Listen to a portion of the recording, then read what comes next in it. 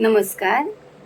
आता आपण आपल्या गावी म्हणजे कोकणाकडे चैत्र पौर्णिमा कशी साजरी करतात ती बघूया. त्याचबरोबर आपण एक बटाट्याची आमटी बघूया. पुरीबरोबर छान लागते, करून बघा. तर आपण आधी चैत्र पौर्णिमा, तुम्हाला मी पालखीचं सांगितलं की गावामध्ये दर वर्षाला वेगवेगळ्या कुटामध्ये पालखी जाते, म्हणजे पालखी असते. ते माझ्या दिरांकडे ह्या वर्षी होतं, ते मी तुम्हाला सगळं दाखवलं. आता मी तुम्हाला हेही सांगितलं की वर्षभर तुम्ही ती लिंक मी देते आपल्या डिस्क्रिप्शनमध्ये, तुम्ही ती बघा व्हिडिओ, म्हणजे तुम्हाला कळेल. आणि मग त्यांच्याकडे पालखी असल्यामुळे वर्षभर जे काही देवाचं असतं ते सगळं त्या लोकांनी करायचं, म्हणजे ज्या कुटात पालखी येणार असते त्या वर्षी असते त्यांनी करायचं असतं. आणि त्यांनीच आता ह्या चैत्र पौर्णिमेला, म्हणजे हा म्हणजे शेवटचा त्यांचा सण, त्यानंतर मग आता ज्यांच्याकडे पालखी पुढच्या वर्षी येणार आहे ते सगळं हे सण वगैरे जे काय असेल देवाचं ते सगळं ते वर्षभर ते करणार. आता हे लास्टला हे लाकूड असतं, ते वरती बगाड असतं, बगाडही दाखवते मी तुम्हाला. हे बघा, हे बगाड असतं. ह्या बगाडावरती हे लाकूड चढवलं जातं आणि त्याच्यावरती हे म्हणजे ज्यांच्या घरी आपली पालखी येते ना त्यांच्या घरातलं कोणीतरी त्या बगाडावरती जातं.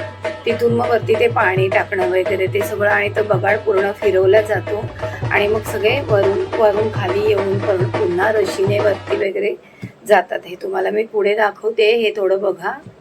असं सगळं हे असतं. शिवाय देणं द्यायचं असतं, कोंबडी असतात, ते देणं देत पूर्ण 4-5 जण असतात, धावत अगदी सगळे तोपर्यंत अगदी जत्रेमध्ये जेवढी माणसं आलेली असतात ते देणं देऊन होईपर्यंत, म्हणजे ते अगदी खूप कमी वेळात होतं. फटाफट ते ठराविक ठिकाणी द्यायचं असतं. ते देऊन येईपर्यंत मग जत्रेतल्या माणसांनी न जत्रेत यायचं किंवा बाहेर जायचं नाही, असं सगळे नियम होते. थोडीशी जत्रा बघा, थोडंसं ते सगळं बघा. या सगळ्या प्रथा कोकणामध्ये, आणि ह्या सगळ्यामुळे ना कोकणाकडे आपला ओढा वाढतो या सगळ्या प्रथांमुळे. आणि ते कसं आहे बघा, कसं वरती चढतात, खाली येतात, ते कसं फिरतंय, एवढं मोठं लाकूड वरती चढवलं जातंय, हे सगळं अगदी म्हणजे अप्रतिम, म्हणजे अगदी डोळ्याचं पारणं फिटतं हे सगळं बघून. बघितलं काय भारी नजारा आहे. आजूबाजूला हिरवळ आहे, गाव पूर्ण छान. आणि हे सगळे अगदी मुंबईवरूनही लोक आलेत आणि हे चढवलं जाते.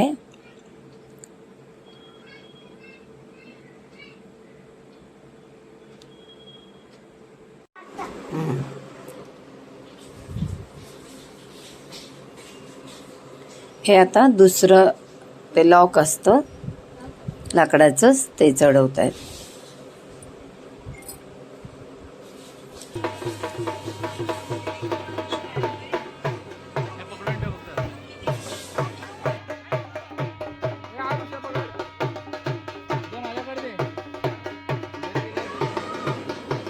आता हा दिरांचा मुलगा वरती चढतोय, असे सगळे वरती चढणार आणि नंतर ते सगळं व्यवस्थित बसवून ते फिरवणार.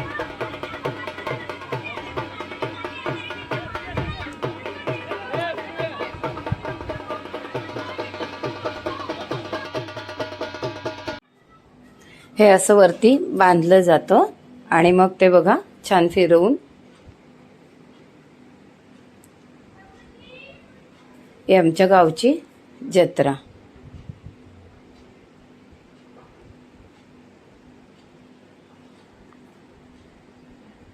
असं पूर्ण फिरवून खालून बॅलेन्स करत बगाडावर फिरलं जातं. नंतर दिरांचा मुलगा उतरतो खाली. अशी सगळी यात्रा, आणि तिकडे दुकानं वगैरे लावलेली असतात. आता बटाट्याची आमटी बघूया. हे खोबरं आहे.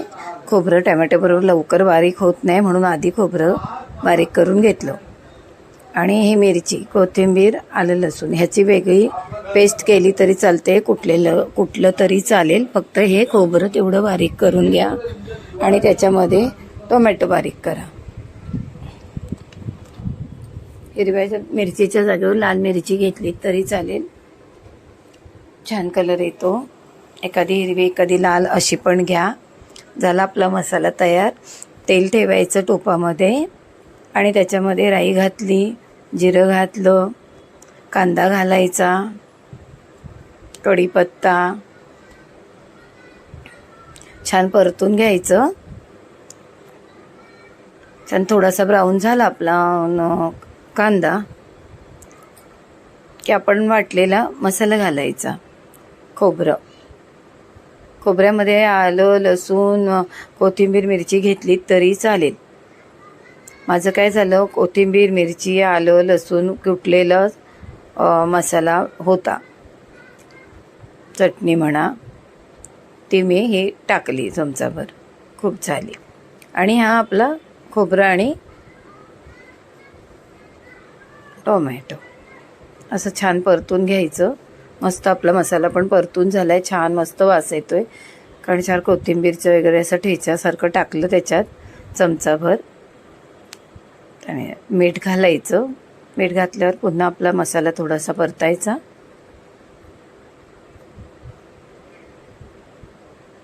आणि गरम पाणी घालायचं. गरम पाणी घाला. तिकडे आपले बटाटे उकडून झालेले आहेत, ते सोलून वगैरे तयार आहेत. असं छान आपल्याला किती पाणी हवं आहे तेवढं घालायचं. आणि याच्यामध्ये आपण तेल फ्राय करत होतो ना, तेव्हा त्याच्यामध्ये चण्याचं पीठ घेतलं असतं ना, थोडं अर्धा चमचा, जेवढं आत्ता मी हे शेंगदाण्याचं कूट घेतले अर्धा चमचा, जरा मिळून यायला. हे आंबा होता गावचा, त्या 2 तुकडे टाकलेत त्याच्यात. तुम्हाला आंबट छान आवडत असेल तर टाका, नाही आवडत असेल तर ठीक आहे. दुसरं काय आंबट असेल, थोडीशी चिंच, अगदी थोडीशी, किंवा कोकम असेल तर कोकम. खूप छान मस्त होते अगदी आमटी. करून बघा. छान परतायची. आणि थोडंसं मी तुम्हाला म्हटलं ना, 1 चमचा चण्याचं पीठ किंवा दाण्याचं कूट, त्याने जरासं आपलं आमटी थोडीशी मिळून येईल. दाण्याचं कूट कसं आपण भाजून केलेलं असतं म्हणून ते वरून घातलं. आणि चण्याचं पीठ घालायचं असेल तर आपण मसाला भाजतो ना, तो जरा छान मसाला फ्राय झाला की त्यानंतर थोडंसं अर्धा चमचा पीठ टाकायचं आणि ते जरा फ्राय करून घ्यायचं. आता आपले उकडलेले बटाटे कापलेले रश्श्यात टाकायचे. हा अशा मस्त वास येतोय, तुम्हाला सांगते, मस्त वास येतोय. करून बघा. करा, कशी वाटली कमेंट करा. तुम्ही आमटी कशी करता बटाट्याची ती सांगा. थोडंसं आपण थोडे मध्ये बटाटे मॅश करूया, म्हणजे कसं जरा मिळून येईल आपलं बटाट्याची आमटी. बघा अशी छान आहे, अशी पातळ छान मस्त वाटते. अगदी ते घट्ट मसाला, त्यापेक्षा अशी करून बघा एकदा तुम्ही, तुम्हाला खूप आवडेल. आणि पुरी करा मस्त, छान पुरी करा. पुरी, बटाट्याची आमटी अप्रतिम. लोणच्याचा तुकडा घ्या, कांद्याचं थोडासा कापून घ्या, खूप मस्त लागेल. हे बघा, ही आपली आमटी तयार आहे. पुरी पण केली होती, ते पुरी आमटी केली की जरा पुऱ्या करायचा मूड होतो. छान वाटतं खायला. माझी व्हिडिओ कशी वाटली लाईक करा. बघा कशी छान पुरी आमटी दिसते. बटाट्याची आमटी बघितली, चैत्र पौर्णिमा बघितली. करून बघा आणि कोकणात जाऊन बघा. छान फ्रेश वाटते, भरपूर ऑक्सिजन. कोकण आपलं ऑक्सिजन आहे. थोडा त्रास होतो, थोडा पैसा खर्च होतो, पण खूप बरं वाटतं. आणि असे सगळे सण बघून अगदी वेगळा आनंद होतो. 4 माणसं भेटतात आपल्याला. लाईक करा, शेअर करा, सबस्क्राईब करा, झालंच तर एखादी कमेंट करा. नमस्कार. करून बघा, जाऊन बघा.